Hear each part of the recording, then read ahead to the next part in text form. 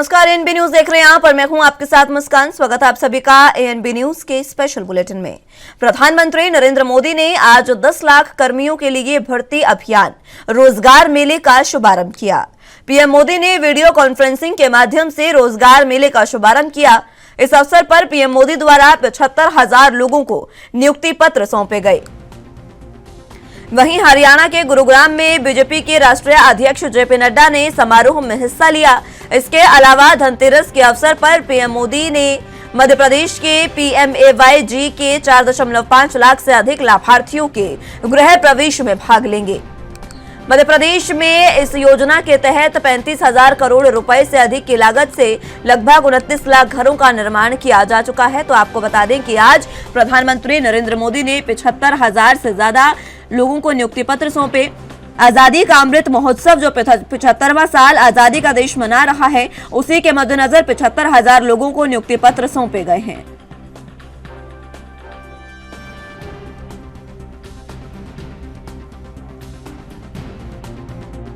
भारत की युवा शक्ति के लिए एक महत्वपूर्ण अवसर है। बीते 8 वर्षों में देश में रोजगार और स्वरोजगार का जो अभियान चल रहा है, आज उसमें एक और कड़ी जुड़ रही है। ये कड़ी है रोजगार मेले की।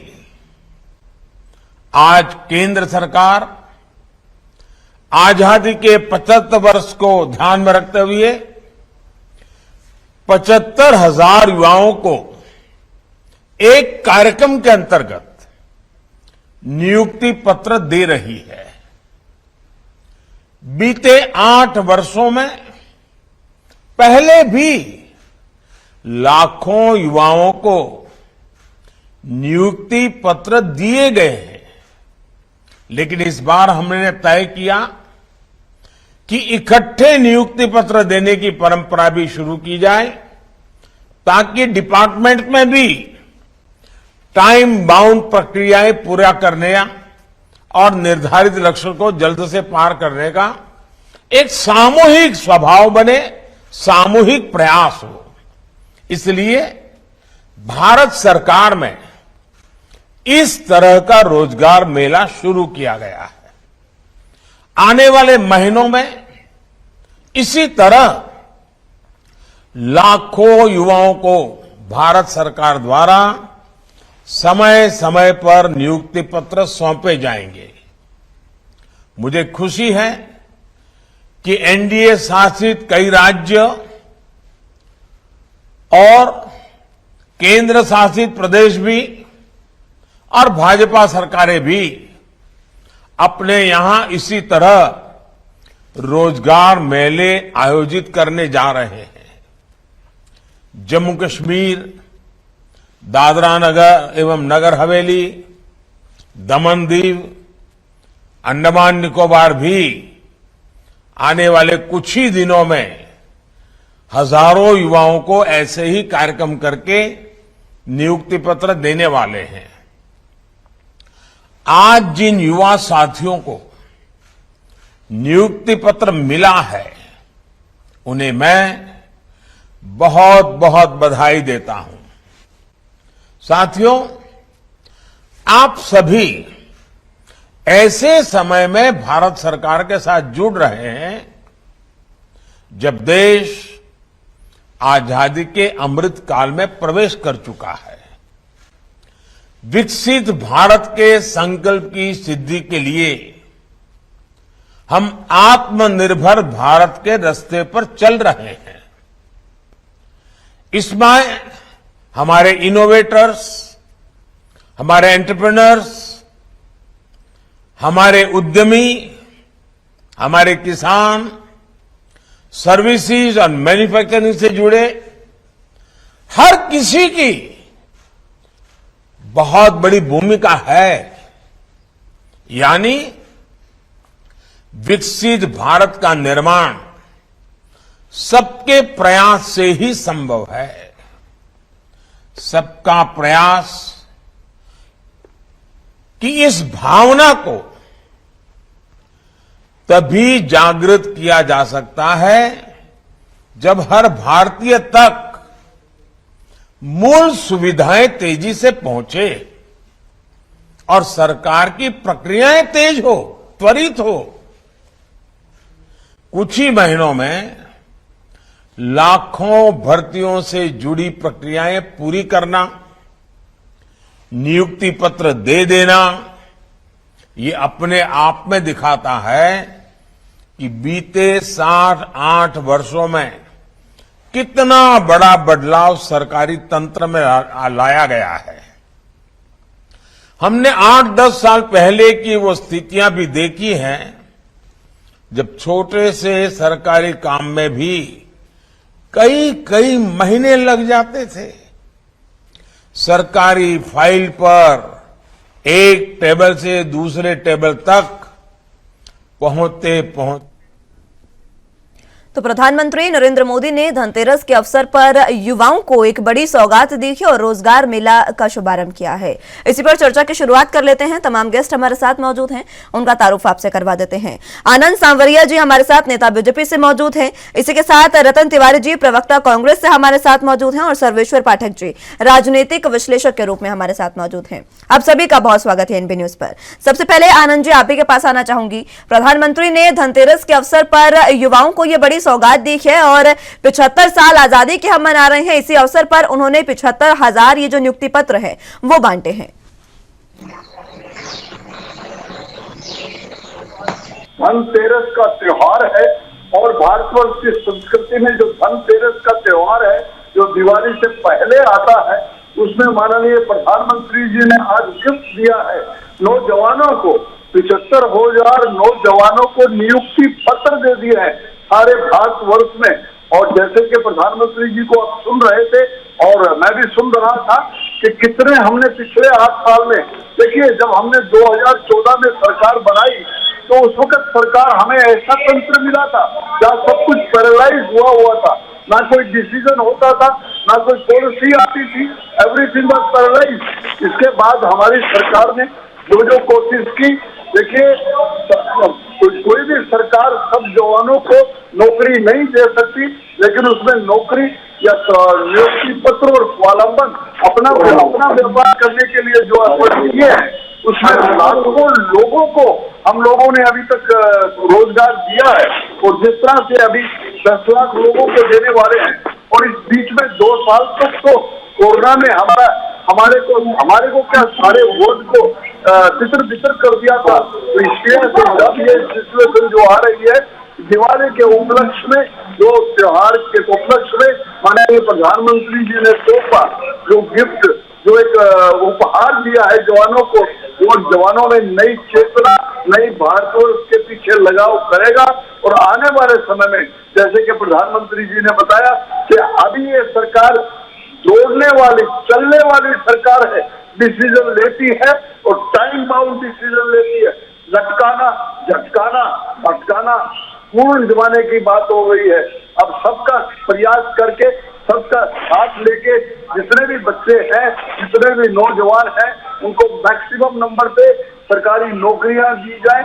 जो नहीं नौकरी पा पाते हैं उनको हमारे जन धन योजना में कितने सारे तरह के लोन दे रहे हैं ताकि वो अपने रोजगार को स्वरोजगार स्थापित करें और अपने साथ करीबन 5-6 आदमियों को और नौकरी दें, ताकि भारतवर्ष, अब ये जो नया भारतवर्ष आया है 2014 के बाद, मैं ये कहना चाह रहा हूँ, मैं ये अपनी बड़ाई नहीं कर रहा, पर ये वो सरकार है जो डिसीजन लेती है और उस डिसीजन को बहुत जल्दी से आम जमा पहुंचाती है, ताकि उसको एग्जीक्यूट करती है। ठीक है, रतन तिवारी जी आपके पास मैं आना चाहूंगी। ठीक है तिवारी साहब, जिस तरीके से आज ये नियुक्ति पत्र सौंपे गए हैं और उसी के साथ रोजगार मेले का शुभारंभ किया गया, आप इसे किस तरीके से देखते हैं? और दूसरी ओर आनंद साहब का ये कहना है कि बीजेपी ऐसी एक पार्टी है, ऐसी एक सरकार है प्रधानमंत्री के नेतृत्व में, जो अगर कोई मुद्दा उठाती है, अगर कोई बेड़ा उठाती है तो उसका इम्प्लीमेंटेशन भी बेहतर तरीके से करती है।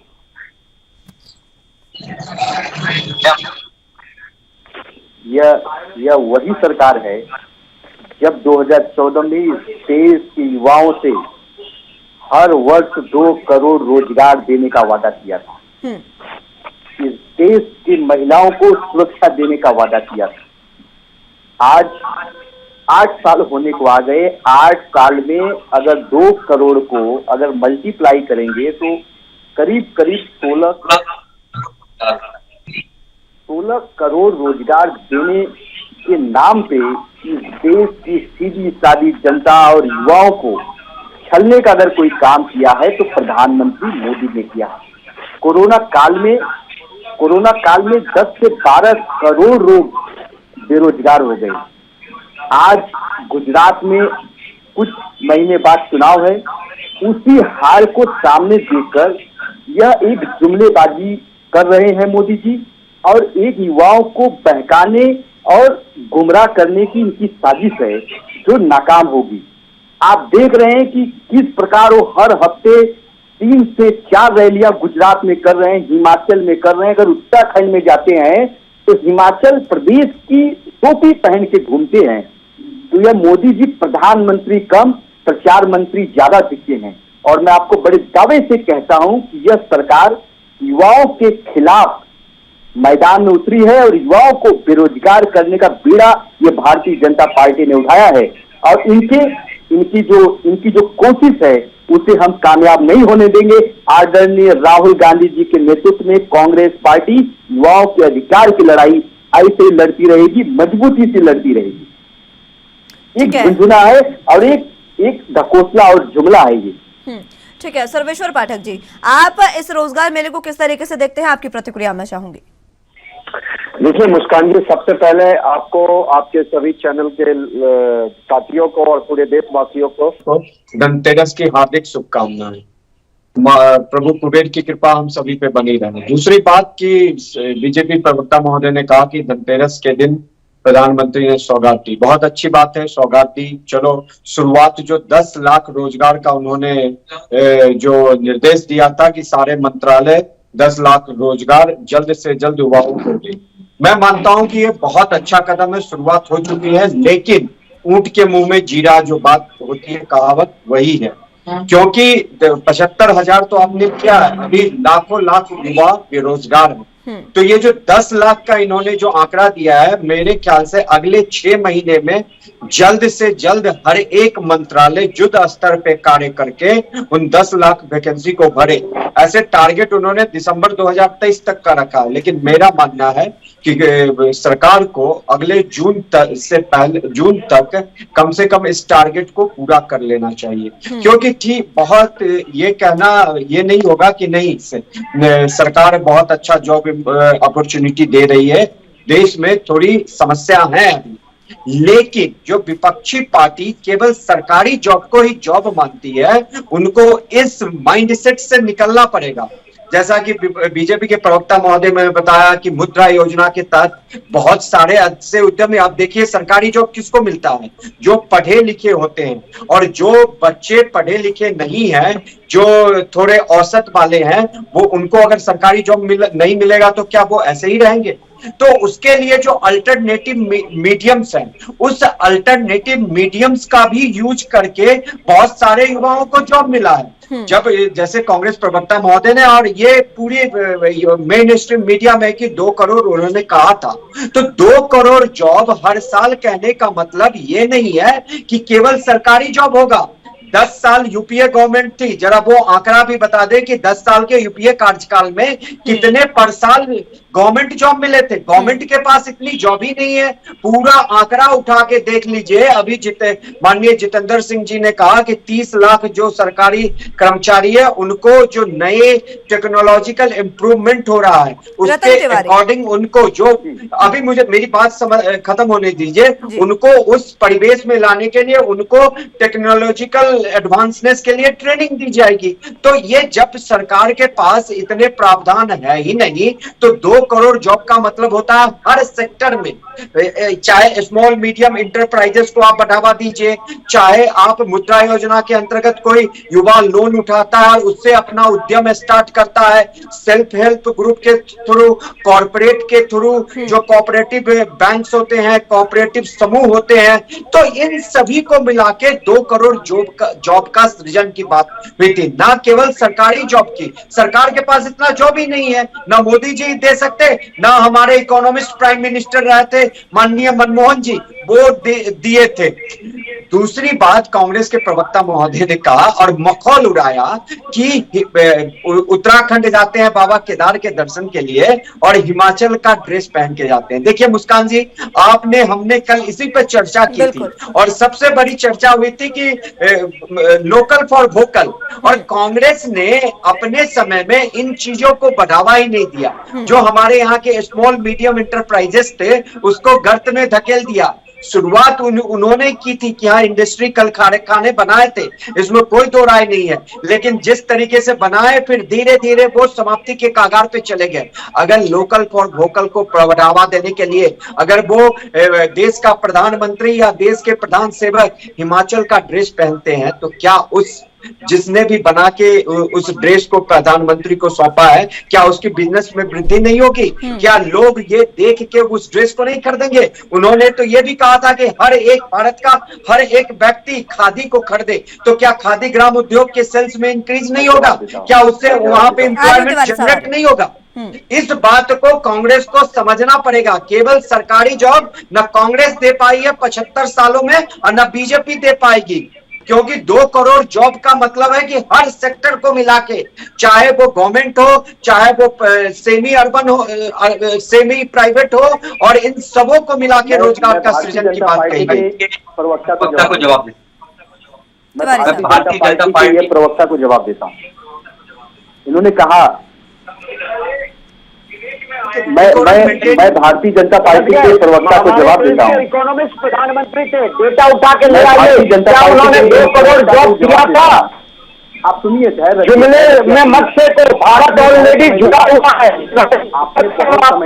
पप्पू साहब उनको कहो कि वापस आके कांग्रेस को जोड़े, मेरे को भारत बीजेपी का प्रवक्ता मत कहो। मिर्ची मत की नहीं हो करेंगे तो ज्यादा होगा। ठीक है, आप किसी के लिए भी इस तरीके के शब्दों का इस्तेमाल नहीं कर सकते। बेचैनी देखिए, अब इनको भारतीय जनता पार्टी का प्रवक्ता बनने की इनकी इतनी बेचैनी हो गई है कि भारतीय जनता पार्टी की प्रवक्ता का सवाल और जवाब यही दे रहे हैं। मैं बताता हूँ, मैं प्रधानमंत्री मोदी जी के ड्रेस के ऊपर मैं कोई आरोप और कोई कमेंट नहीं कर रहा। आपने कहा कि प्रधानमंत्री हिमाचल का ड्रेस पहन के जाते हैं तो वो कितना बड़ा हिमाचल के उस परिवार इंडस्ट्री बना रहा है, जो लोग बना रहे हैं, उसमें वृद्धि होगी कि नहीं वृद्धि होगी? ज्ञानी हो, मूर्ख हो, कुछ समझ में तो आता ही नहीं है, दूसरे को आरोप लगा देते हो आप लोग। अब इनको ही बोलने दीजिए, आप बोल लीजिए कि मैं ठीक है। सर्वेश्वर पाठक जी, अब एक बार सुन लीजिए रतन तिवारी जी की बात। ठीक है, तिवारी साहब की बात पूरी सुन लीजिए। तिवारी साहब की बात पूरी होने के बाद आऊंगी आनंद जी आपके पास। एक बार तिवारी साहब की बात बताता हूँ कि प्रधानमंत्री मोदी जी वो एक कलाकार हैं और अच्छा इवेंट भी कर लेते हैं और अच्छी जुमलेबाजी भी कर लेते हैं, अच्छा कपड़ा भी पहनते हैं। कपड़ा वो पहने, मैं कोई कमेंट नहीं करूंगा, लेकिन जब चुनाव होता है तो उसी चुनावी रंग में वो रंग के प्रधानमंत्री के पद को छोड़ के वो प्रचार मंत्री बन जाते हैं। आपने बोला कि कांग्रेस ने कितने रोजगार दिए। कांग्रेस ने जो रोजगार दिया है वो पूरे हिंदुस्तान की जनता जानती है। अगर कहीं कहीं सुनिए ना, अगर कहीं कमी रह गई, तो प्रधानमंत्री मोदी जी 2014 में आते हैं और देश के युवाओं को कहते हैं अगर मेरी सरकार बनती है तो मैं हर वर्ष 2 करोड़ रोजगार दूंगा। रोजगार दिए आज साल हो गए, कितने करोड़ रोजगार देंगे? अब ये देखो, भारतीय जनता पार्टी के प्रवक्ता मुझे बोलने नहीं दे रहे हैं। ठीक है, सुन लीजिए पाठक साहब। पाठक साहब सुनिए, मैं आपको इसीलिए कह रहा हूँ कि आप अंधभक्ति वाला जो भूत है वो उतार दीजिए और 40 रुपए का जो चश्मा है ना जो अंधभक्ति का, उसको उतार के फेंक दीजिए, फिर आपको समझ में आएगी। इस देश की युवाओं के बारे में आप सोचिए। इस देश की युवा लगातार आंदोलन कर रहे हैं सड़क पे, लगातार आत्महत्या कर रहे हैं। आपने इस देश की युवाओं को वादा किया था कि हर वर्ष 2 करोड़ रोजगार देंगे। मैं इससे बात कर रहा हूँ, ये डिबेट उससे है। अगर आपने दिया है तो वो बताइए, नहीं दे पाए 8 साल तक वो भी बताइए। कांग्रेस ने अगर दिया नहीं दिया, आपने 2014 में इस देश की सीधी सादी भोली भाली जनता से वादा किया था। आज चुनाव आ गया तो इनकी क्या मजबूरी आ गई कि आप रोजगार देने के लिए आ गए? क्या गुजरात की जनता बेवकूफ है? क्या गुजरात की जनता नहीं समझ रही है? मैं आपको यकीन दिलाता हूं, इसी डिबेट पे आप भी आना और हम डिबेट कर लेंगे। 99 जो सीट है गुजरात में, वो देखना कितनी घट जाएगी। और अगर ऊपर वाले चाहेंगे, अगर गुजरात की जनता चाहेगी तो वहां सरकार भी चली जाएगी। ये बेचैनी और बौखलाहट है क्योंकि अगर गुजरात गवा दिए तो 2024 में इनको सिंहासन नहीं मिलने वाला। और आप कितना भी भारतीय जनता पार्टी का पक्ष रखिए, इस देश युवाओं लाखों करोड़ों लोग हमारे इस डिबेट को देख रहे हैं। मैं मुद्दे की बात कर रहा हूँ और रोजगार की बात है, रोजगार की बात करिए। आप कहाँ इधर से उधर, इधर उधर गांधीवाद, परिवारवाद, ये कहाँ है सब लेके आते हैं। ठीक है, मैं आ रही हूँ पाठक साहब, आ रही हूँ। उससे पहले आनंद साहब के पास एक बार जाना चाहूंगी। मैं आ रही हूँ आपके पास, आनंद जी। जी मुस्कान जी, मैं अभी तिवारी जी की एक हंसी देखते हुए और मैं एक उनका चैलेंज ये देखिए पाठक साहब को दे रहे हैं, जो कि एक राजनीतिक विश्लेषक हैं, वो किसी पॉलिटिकल पार्टी के आदमी नहीं है, लेकिन जिस तरह के खिसियानी हालात कांग्रेस के प्रवक्ता बोल रहे हैं और कह रहे हैं कि भारतवर्ष का प्रधानमंत्री अब प्रचार मंत्री बन गया है। तिवारी जी भारतीय जनता पार्टी के कार्यकर्ता हैं प्रधानमंत्री जी। आप ये मान के चलिए कि हमारा हरेक कोई कार्यकर्ता जो है आपके पप्पू, मैं यूज नहीं करना चाह रहा था, पर जिसने बदतमीजी से आपने पाठक जी से बात की है, आप लोग को उनसे माफी मांगनी चाहिए। पाठक साहब ने अपने 5 मिनट के अंदर आपको सारा शीशा दिखा दिया है। आपको तो मुंह देखने के काबिल नहीं होना चाहिए। उन्होंने बीजेपी की बात नहीं की, उन्होंने, आप कह रहे हैं कि गुजरात में इलेक्शन में हार, अरे आप तो गुजरात में कांग्रेस तो कहीं है ही नहीं, गुजरात तो कहीं है ही नहीं। जिस तरह से बात कर रहे हैं कि प्रधानमंत्री रैली कर रहे हैं, हिमाचल प्रदेश में कर रहे हैं, अरे तो आप भी ले आइए ना, आपके राहुल गांधी को ले आइए ना। आप तो वो लोग हो, कांग्रेस उस पार्टी से हो जहां सत्ता हटी, कांग्रेस बटी। अभी जो नए प्रेसिडेंट आपके राष्ट्रीय अध्यक्ष बने हैं खड़गे साहब जी, अभी वो जो राजस्थान में जिस तरह से बेइज्जती होके आपके लोगों से बेइज्जती होकर के आए थे, वही लोग गुलदस्ते लेके चाटुकार आप हो, पाठक साहब नहीं है। पाठक साहब ने बीजेपी की बात नहीं की और पाठक साहब को अगर चैलेंज देते हैं, हाँ आप डिबेट की, मैं कह रहा हूँ पाठक साहब और आप मेरे को बोलने की जरूरत नहीं। पाठक साहब एक राष्ट्रीय हिंदू नागरिक है, वो किसी बीजेपी आप हंसिए मत, आपको तो रोना चाहिए। जिस तरह के हालात, मैं पर्सनल टिप्पणी नहीं करता, आपको डिबेट के रूल्स एंड रेगुलेशन, आप एक नेशनल टीवी पे बैठे हुए हैं, आपको पता होना चाहिए कि जब एक आदमी बोल रहा होता है आपको बीच में नहीं बोलना चाहिए। पर आदत बन चुकी है, क्योंकि आप लोग को तो यही है कि राहुल गांधी जाके मनमोहन सिंह जी का रेजुलेशन, कैबिनेट का रेजुलेशन लाके फाड़ देता है, उसी पार्टी के आप लोग हैं। चलिए ठीक है आनंद साहब, अब जरा मुद्दे की बात कर ले। ठीक है आनंद साहब, अब जरा मुद्दे की बात कर ले। लेकिन राजनीतिक विश्लेषक पाठक साहब की आप इतनी जो हिमायत ले रहे हैं, वो तो उन्होंने तो ये भी कहा कि ये जो नौकरियां हैं ये ऊँट के मुंह में जिरे वाली बात है, उस बात पर क्या कहेंगे आप? मैं मान रहा हूँ, नहीं मुस्कान जी उन्होंने सही कहा, पाठक साहब ने गलत नहीं कहा। कोई भी सरकार, चाहे वो अमेरिका की सरकार, पूरे रिसोर्सफुल हमारे पूरे यूथ को, कोई भी सरकार, मैं तो पिछली सरकार मनमोहन सिंह जी की तो बात ही नहीं कर रहा, वो दे नहीं सकती। हमें स्वराज अपना स्वराज योजना करना पड़ेगा, जो हम कर रहे हैं। पाठक साहब ने गलत नहीं कहा। जब दे नहीं सकते तो वादा नहीं करना चाहिए था ना फिर आनंद जी? नहीं तो हम तो 10 लाख दे रहे हैं ना, 10 लाख दे रहे हैं और टाइम बाउंड दे रहे हैं। झटका, अरे हंसिए मत, पूरी जनता देख रही है आपका। 16 करोड़ रोजगार देना है, आप 10 लाख रोजगार देने वाले हैं। हंसी आ रही है आप लोगों के ऊपर, हंसी आ रही है, ये बौखलाहट है, ये क्या मजबूरी है? जो व्यक्ति 16 करोड़ रोजगार देना चाहता था वो 10 लाख क्यों दे रहा है? हमने क्या गुजरात चुनाव में हारने वाले हैं इसके लिए दे रहे हैं? कोई झटका के लटका के नहीं। ये मैं पाठक साहब की हिमायत थी, पाठक साहब ने एक एनालिसिस किया है और मैं उनकी बात को मानता हूँ। मैं उनको कांग्रेस प्रवक्ता की तरह से चैलेंज नहीं देता, वो किसी पॉलिटिकल पार्टी के नहीं है। मैं चैलेंज देता हूँ तिवारी को, तिवारी जी आप गुजरात में आके दिखाइए, आपने बात तो क्या हो गया। सर मैं गुजरात में लगातार जाता हूँ, 3 तारीख को सूरत में भी हूँ, जैसे 3 तारीख को सूरत में हूँ, आप आइए, आपका स्वागत है। भूल जाइए, आपके पास तो मैं नेता नहीं 3 है तारीख को सूरत में हूँ, आप आइए। जो भाषण दे करके आप आए, आपके जो राहुल गांधी जी जो है चल रहे हैं और कभी कुछ करते मैं बोलूँ आपको, दिखाइए वोट में मैं जवाब देता हूँ। क्या होने वाला है, ठीक जीरो है। मिलने वाला है, तिवारी ठीक, साहब जीरो मिलने वाला है। ठीक है, मैं आऊंगी रतन जी, एक बार फिर से आऊंगी आपके पास। पाठक साहब आपसे पहले कुछ कहना चाह रहे थे, उनकी बातों में सबसे पहले मैं गौर करूंगी।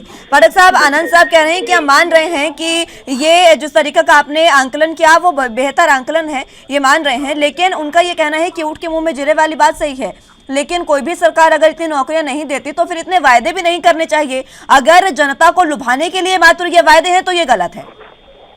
देखिए मुस्कान जी, ये तो सरासर सही बात है, इसमें कोई दो राय नहीं। इसीलिए मैंने तो कहा था ना शुरुआती में ही, मुस्कान जी कहा था, और आपने उस क्वेश्चन को भी उठाया कि सरकार ने कहा है कि इतने टाइम बाउंड में 10 लाख नौकरी देनी है, और शुरुआत अच्छी हुई है, 75,000 उनके मुंह में जीरा है। और मैंने तो ये भी कहा कि जून तक सबको कम से कम 10 लाख के आंकड़े को पकड़े। लेकिन जो 2 करोड़ की बात होती है उसमें सरकार में आपने देखिए ना, कोई भी सरकार चाहे, मैंने इसलिए तो कहा कि तिवारी साहब यूपीए का आंकड़ा दे दे कि मनमोहन सिंह हमारे देश के इकोनॉमिस्ट प्राइम मिनिस्टर थे, मोन्टेक सिंह आलूवालिया इकोनॉमिस्ट, और पी चिदम्बरम ये इनकी तीगड़ी थी, और जो इकोनॉमी हमारी गर्त में गई वो बचा नहीं पाए। और अभी अभी पी चिदम्बरम जी ने सीरीज ऑफ ट्वीट किया था 3-4 दिन पहले तिवारी जी, और उन्होंने बीजेपी गवर्नमेंट मतलब सेंट्रल गवर्नमेंट को सलाह दी कि मोन्टेक सिंह आलूवालिया को लाइए, रिजर्व बैंक के पुराने गवर्नर्स को लाइए और बैठिए और देखिए कि हम इकोनॉमी को कैसे सुधार सकते हैं। लेकिन वही मोन्टेक सिंह आलूवालिया जब खुद के सरकार में थे तो इकोनॉमी को नहीं बचा पाए। रही बात दूसरी बात कि मैंने जो वोकल पर लोकल कहा, और आप उसके लिए मुझे बीजेपी के प्रवक्ता और ये वो तो तमाम आरोप लगाए हो, क्या वोकल पर लोकल हंसने वाली बात है? क्या मेक इन इंडिया हंसने वाली बात है? अभी गुजरात में डिफेंस एक्सपो हुआ है, ईरान जैसा देश ड्रोन बनाता है और रसिया अभी उसका खरीद के यूज कर रहा है, और क्या इंडिया मेक इन इंडिया के लिए कॉन्सेप्ट क्रिएट करता है, डिफेंस मैन्युफैक्चरिंग का क्रिएट करता है, तो इसमें आपको कटीली मुस्कान छूट रही है। शर्म आनी चाहिए आपको कि आपने केवल विदेशी हथियार खरीद के साल से ऊपर भारत को नंगा कर दिया, खजाने खाली कर दिए। अगर नेहरू जी ने भेल बनाया, गेल बनाया, तो उसको आगे परंपरा को ले जाना चाहिए, ये नहीं कि बना के क्रिएट कर दिया और उसको स्लो मोशन में जीने को छोड़ दिया। अभी आप देखिए कि हम कितने काबिल हो चुके हैं कि तेजस को बेचने की तैयारी कर रहे हैं। हमारा पिनाका रॉकेट सीरीज जो है उसको आर्मेनिया को हम बेच रहे हैं। तो आप इस आंकड़े को पहले मुझे बोलने दीजिए, इस आंकड़े को भी समझिए। अगर मुस्कान जी हम आज पिनाका रॉकेट की जो मतलब वो उस लेवल पे मार्केटिंग लेवल पे अगर उत्पादन कर पाएंगे तो क्या उससे रोजगार के सृजन उपलब्ध नहीं होंगे? आप ये बताइए, 2 करोड़ लोगों को रोजगार का मतलब सरकारी जॉब नहीं होता है, हर चीज होता है। और दूसरी बात, आपने देश के प्रधानमंत्री के पहनावे की बात की। आपके राहुल गांधी जी भारत जोड़ो यात्रा कर रहे हैं, भारत ऑलरेडी जुड़ा हुआ है, उनको कांग्रेस जुड़ना चाहिए। 32 हजार के रुपए का बर्बरी कंपनी है, एक विदेशी कंपनी, उसके टी शर्ट पहन के और उसके जो लोफर्स पहन के वो चलते हैं, लोअर्स पहन के, तब क्यों नहीं बोल रहे हैं? उसमें भी बोलते हैं ना भाई, भारत जोड़ो यात्रा, एक खादी के पैजामे कुर्ते में यात्रा करते, वो कहते हैं ना कि नाम बड़े दर्शन छोटे, तो वो करते ना, ऊंची दुकान फीकी पकवान वाली बात करते।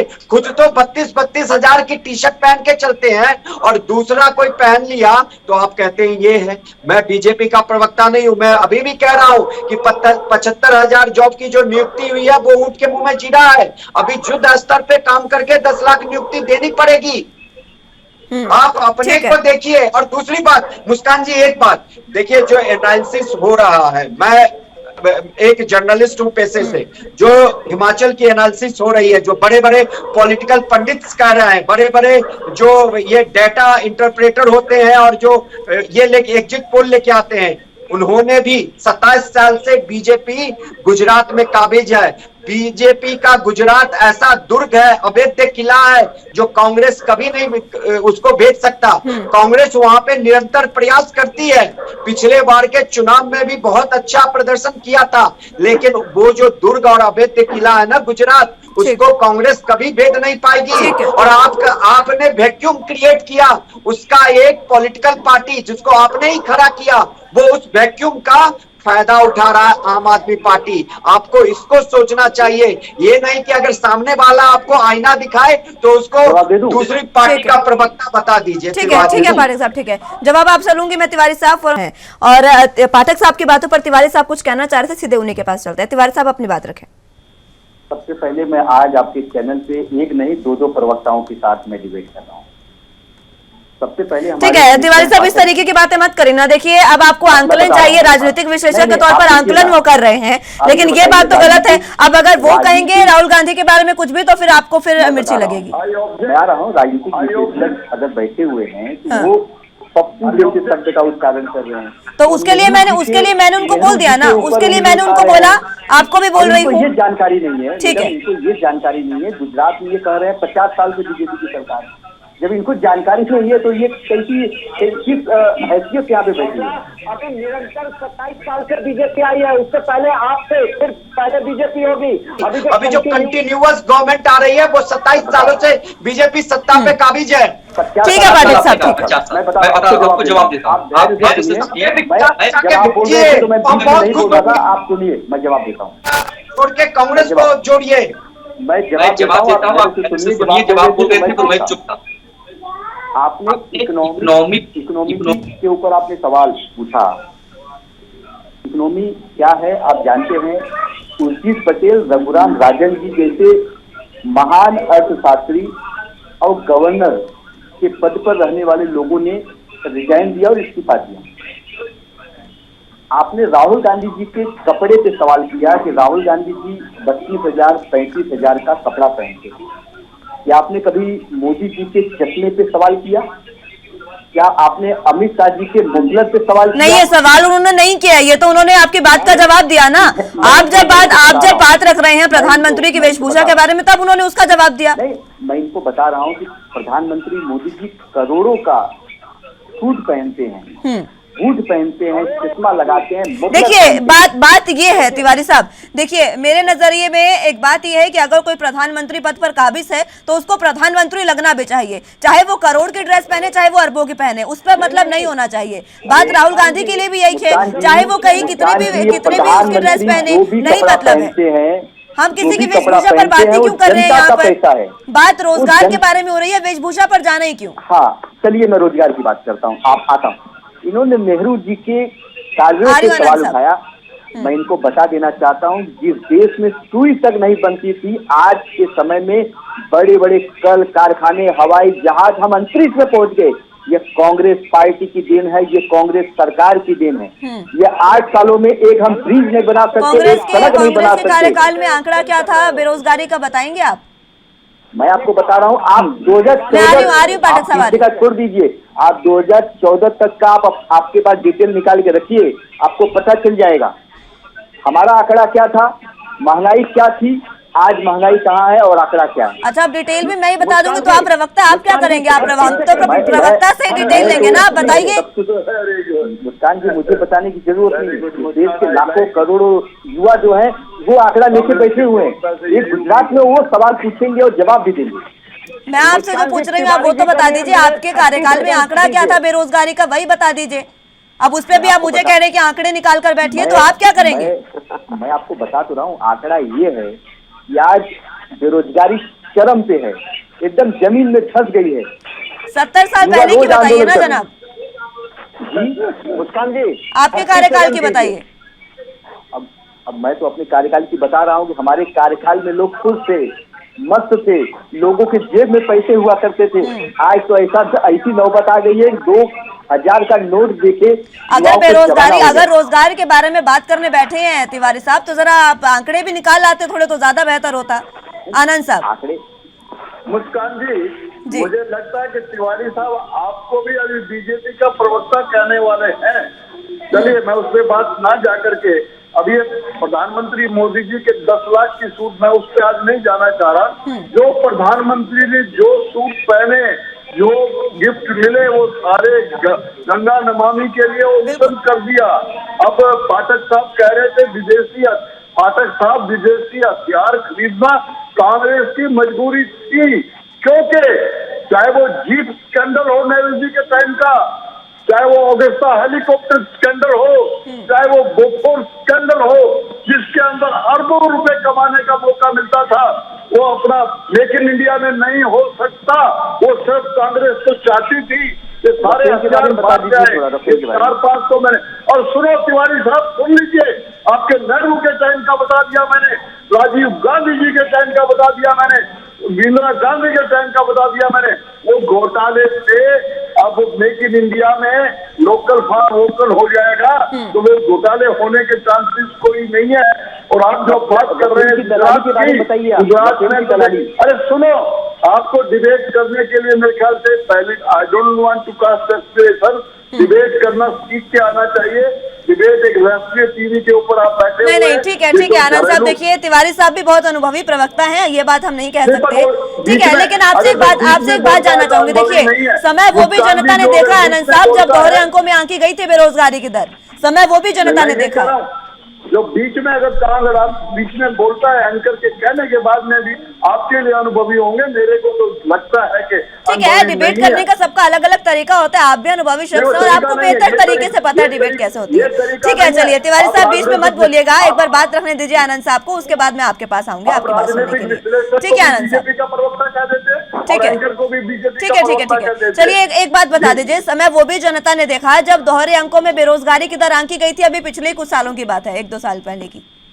जी नहीं, मैं आपको बताना चाह रहा हूं कि आप इनके समय की बात पूछ रहे हो, वो जवाब ये नहीं, ये तो रुपए की बात। आज की बेरोजगारी की दर मैं इनको पूछना चाहता हूं, राजस्थान और गुजरात में जो एनडीए सरकार, उनसे कम। आप बताइए राजस्थान में कितनी बेरोजगारी है, कितने % है? मैं बताना चाहता हूँ, हाईएस्ट बेरोजगारी राजस्थान में है, हाईएस्ट बेरोजगारी छत्तीसगढ़ में है, सबसे कम गुजरात की अगर बेरोजगारी की बात करें तो नेशनल प्रोग्रेस से वो कम है। तो ये बातें फिगर लेकर के आइए, मैं इनका कोई वो नहीं कहना चाह रहा कि ये डिबेट में ठीक नहीं आ रहे, लेकिन ये एक दूसरा जब बोल रहा होता है, इलेक्शन आज मुद्दा है सिर्फ नौकरियों का, कोई भी सरकार सारे यूथ को नौकरी नहीं दे सकती, उसके और रेवेन्यूज ढूंढने पड़ते हैं उनको। अब जो मेक इन इंडिया होने लगा है उसमें कितने लाखों लोगों को नौकरी मिलेगी, वो सरकारी नहीं होगी, वो प्राइवेट होगी। और जब जिस तरह से ये जनधन योजना में प्राइवेट लोग अपनी कारखाना लगा रहे हैं, उसमें भी नौकरी मिलेगी, वो भी भारतवर्ष के ही लोग होंगे जिसको कोई नौकरी मिलेगी। यहाँ कमीशन नहीं मिल सकता जिस तरह के कांग्रेस के टाइम में कमीशन मिलता था, चाहे वो अगस्ता हेलीकॉप्टर हो। मैं रिपीट नहीं करना चाह रहा, इस वक्त नरेंद्र मोदी जी के नेतृत्व में भारतवर्ष के बारे में ही सिर्फ सोचा जा रहा है, भारतवर्ष के यूथ के बारे में ही सोचा जा रहा है। जो यूथ इसके के बारे में कभी सोचा, कांग्रेस ने तो कभी, एक ही इनका तो यूथ है, वो युवराज राहुल गांधी जी हैं, उनके बारे में ये बातें करते रहते हैं। भारतवर्ष के जितने भी नौजवान, भारतवर्ष एक नौजवान कंट्री है जिसको सारा वर्ल्ड भारतवर्ष की तरफ देख रहा है, और इन नौजवानों के ताकत से ही हम लोग, अगर वैक्सीन कोई बनी है भारतवर्ष में तो ये इन नौजवान और साइंटिस्ट की वजह से बनी है, जिसकी वजह से सारा वर्ल्ड कोरोना से ट्राई कर गया और हम भारतवर्ष में बचा चुके। इन्होंने जो कहा था ये बीजेपी वैक्सीन है, ये मत लगवाइए, मैं उस डिबेट में नहीं जा रहा। भारतवर्ष की सरकार मोदी जी के नेतृत्व में ना लटकाती है ना झटकाती है, जो डिसीजन लेती है उस डिसीजन को पूरा करती है। हम शिलान्यास भी हम करते हैं और लोगों को लोकार्पण भी हम करते हैं, इनकी तरह नहीं है। रेलवे लाइन पार्लियामेंट में पास कराई और 45 लाख करोड़ रेलवे लाइन पड़ी रही, वो जाके अब जाकर के नरेंद्र भाई मोदी जी करते हैं। जो शिलान्यास हम करते हैं हमारे कार्यकाल में ही हम लोग उसको पूरा करेंगे, ये मान के चलिए। आप मुस्कुराते रहिए, भगवान करे आपको आने वाले समय में, अभी 2 स्टेट रह गए हैं, वो 2 स्टेट भी जाने चलते रहिए, मुस्कुराइए, भारतवर्ष को जोड़िए।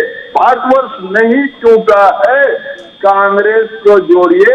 तिवारी जी, ये मेरी आपसे प्रार्थना है, किसी को आप बीजेपी का प्रवक्ता मत कहिए, आप कांग्रेस के ही प्रवक्ता बन ले, उतना ही अच्छा, बड़े एक्सपीरियंस आदमी है, ठीक है आनंद आने साहब, वाले ठीक है। टाइम में नेता बनने ठीक है, वाले। चलिए पाठक साहब कुछ कहना चाह रहे हैं, मैं आऊंगी तिवारी साहब आपके पास। एक छोटा सा कमेंट पहले पाठक साहब से ले लो। पाठक साहब, अब देखिए, तिवारी जी ने मुझे जो भी कहा ये उनकी सोच है, मुझे उसमें नहीं जाना। अब ये आंकड़ों की बात की है। अब मुस्कान जी देखिए, अभी 2022 के आंकड़े बताते हैं अनएम्प्लॉयमेंट रेट इन इंडिया।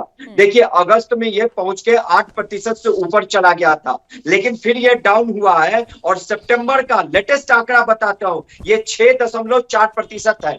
और वही हमारे इकोनॉमिस्ट प्राइम मिनिस्टर 2012-13 का आंकड़ा मैं बताता हूं, उस समय 13.3% था, 15 से लेके 30 साल के युवाओं के बीच में 13.3%। अभी का इन्फ्लेशन की बात कर लीजिए, भारत सरकार, वित्त मंत्रालय, आरबीआई हर एक मिल के 7% से नीचे इन्फ्लेशन को कम करने में लगी पड़ी है। लेकिन उस समय दोहरे आंकड़े में इन्फ्लेशन थी जब यूपीए की गवर्नमेंट खत्म हुई थी। तो आप आंकड़ों पे तो खेलिए ना, मुझे मत कहिए। मैं आपको आंकड़े आपके समक्ष रख दे रहा हूं कि हम कह रहे हैं ना कि अभी तक देश में, मैंने आपको ये नहीं कहा था कि जवाहरलाल नेहरू जी ने भेल बनाया और कुछ किया ही नहीं, मैंने कहा उन्होंने किया, लेकिन उसके बाद जो कांग्रेस की गवर्नमेंट आई उसको उस पे कुछ ज्यादा काम ही नहीं किया। अब देखिए वाजपेयी जी की गवर्नमेंट आई थी, उन्होंने एक योजना थी कि हर एक राज्य में एम्स और आईआईटी बने, लेकिन वाजपेयी जी चुनाव हार गए बीजेपी 2004 में। उसके बाद इकोनॉमिस्ट प्राइम मिनिस्टर बने, वो उस फाइल को दबा दिया मुस्कान जी।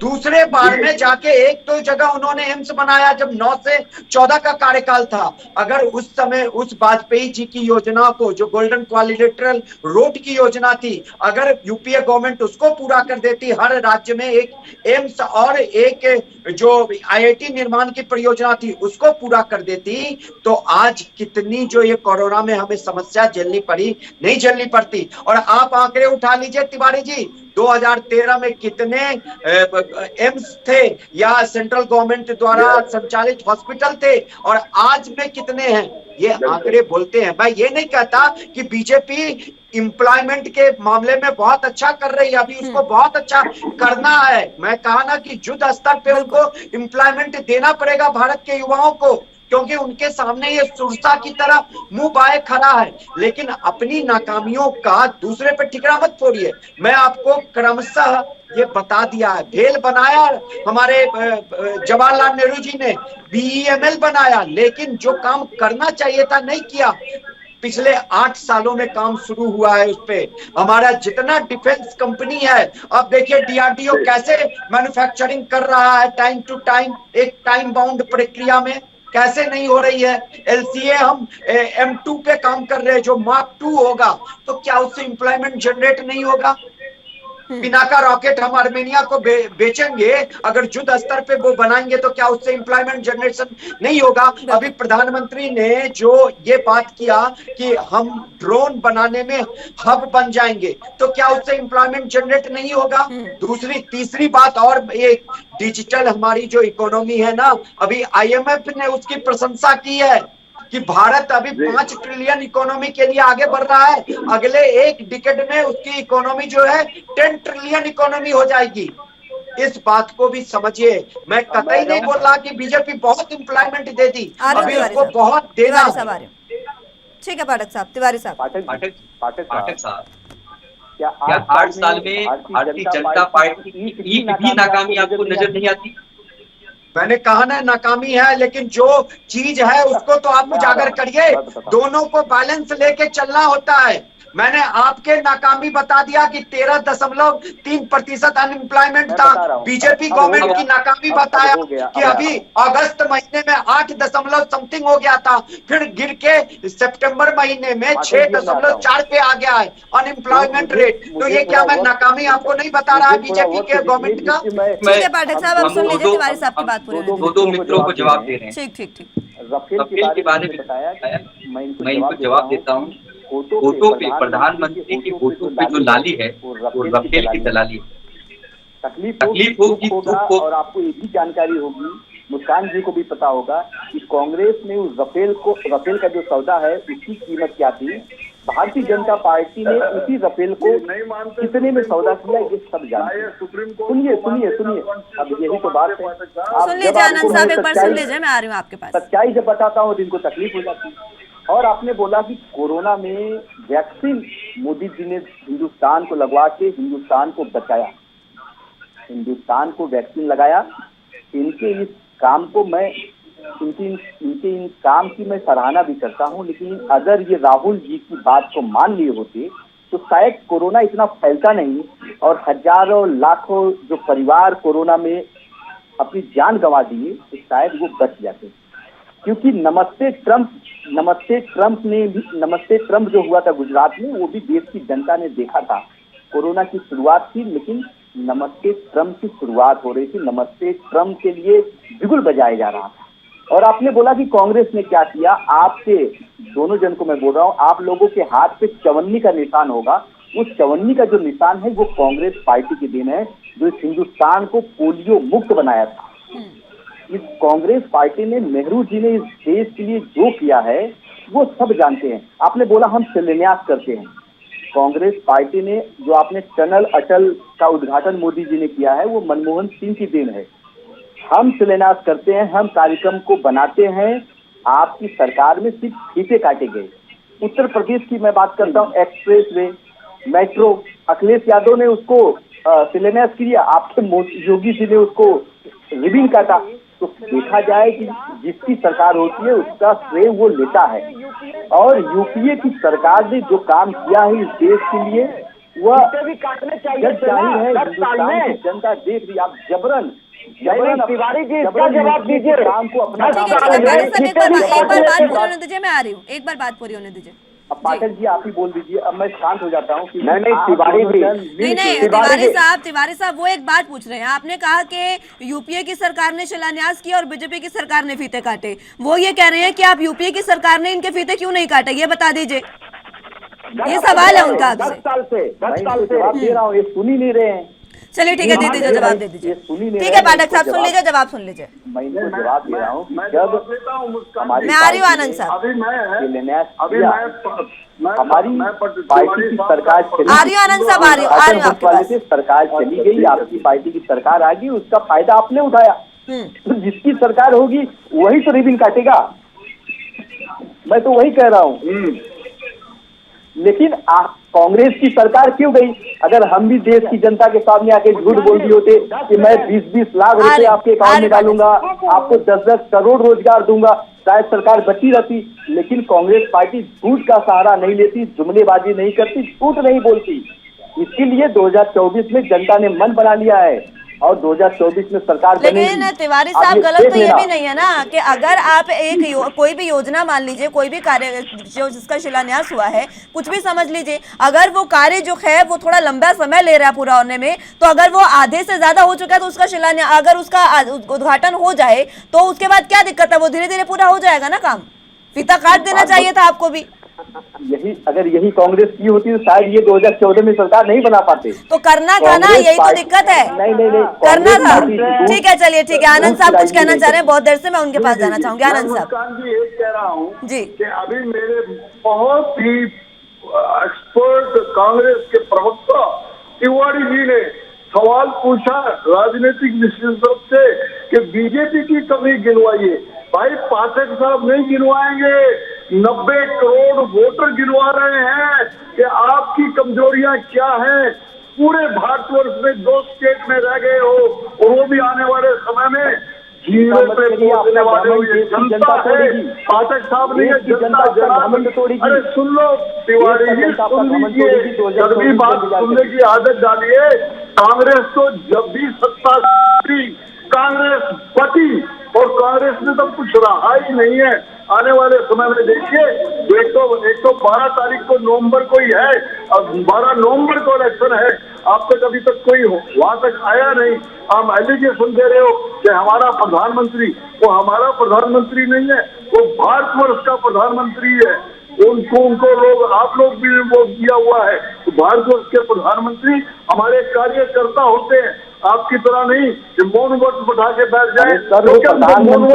प्रधानमंत्री है, लेकिन प्रचार मंत्री का काम ज्यादा चलता था सोनिया गांधी जी का चलता था। मनमोहन सिंह जी बेचारे कहाँ बोल सकते। भारतवर्ष तो पहला प्रधानमंत्री मिला है जिसको के सारी दुनिया सुनती है।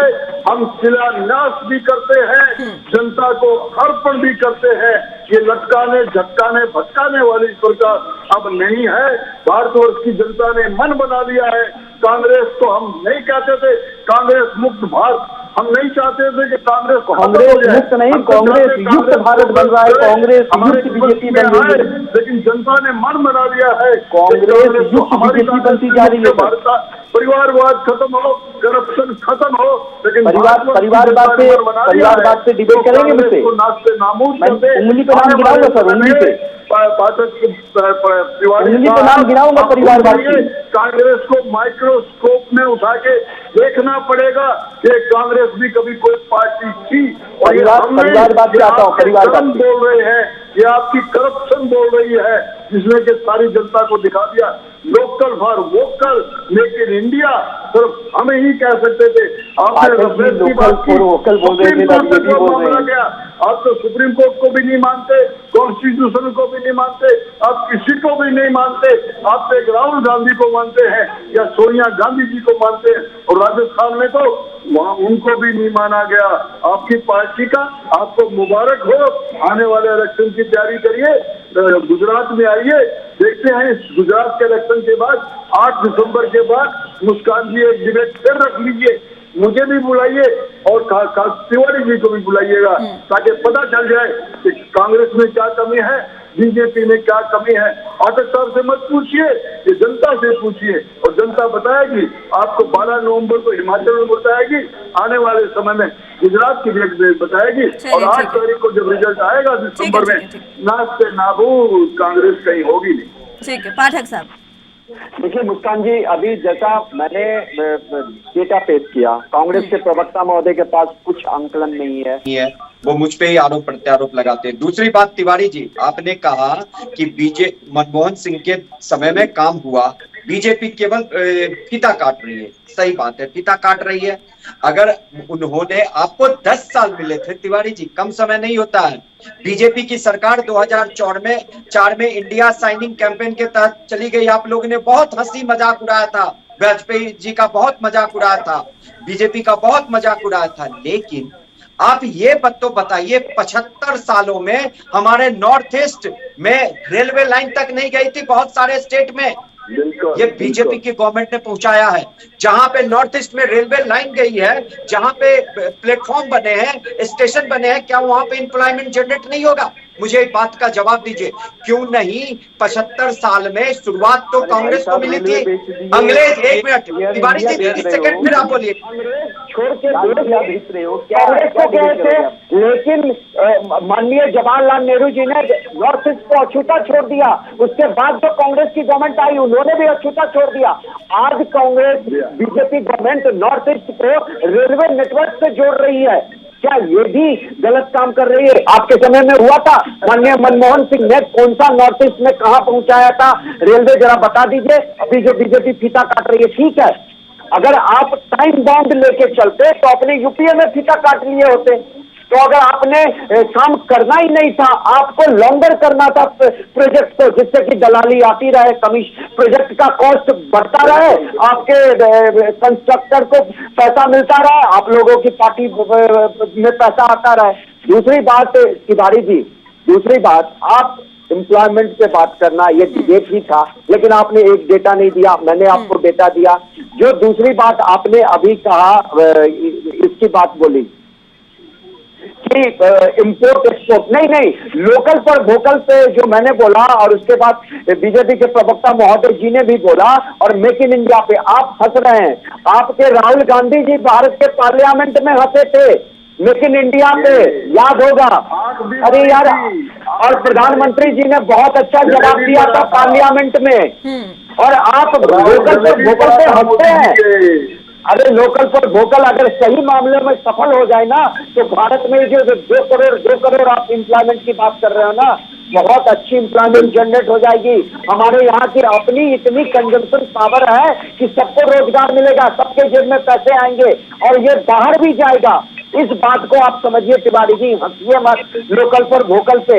उस छोटे उद्यमी का ठीक है दर्द पाठक साहब, समझिए। समय समाप्त होता जा रहा है, जल्दी से आखिरी कमेंट चाहूंगी मैं तिवारी साहब।